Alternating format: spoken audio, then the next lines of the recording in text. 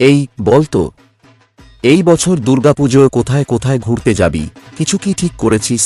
আর তো সময় নাই বেশি দিন।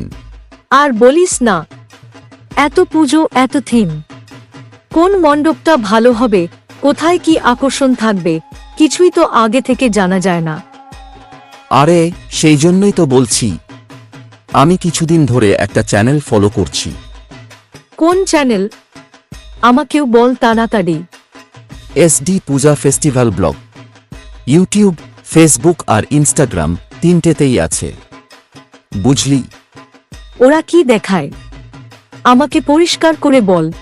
বহরমপুর থেকে পুরো মুর্শিদাবাদ জেলার দুর্গাপুজোর সব আপডেট দেয়। কোন পুজোর থিম কি, কোথায় আকর্ষণীয় মণ্ডপ, প্রতিমা, লাইটিং, বিশেষ চমক, সব আগে থেকেই জানতে পারবি। খুব ভালো হলো, তাহলে তো বাড়িতে বসেই আগে থেকে প্ল্যান করা যাবে কোন কোন পুজো দেখতে যাব।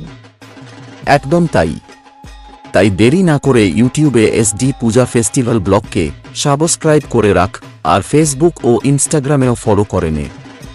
আর হ্যাঁ বন্ধুরা, তোমাদেরও বলছি, যদি বহরমপুর আর পুরো মুর্শিদাবাদ জেলার দুর্গাপুজোর সুন্দর সুন্দর মণ্ডপ, নতুন থিম আর সব আপডেট সবার আগে জানতে চাও, তাহলে এখনই SD পূজা ফেস্টিভ্যাল ব্লগকে ইউটিউবে সাবস্ক্রাইব করে রাখো, আর ফেসবুক ও ইনস্টাগ্রামেও ফলো করো।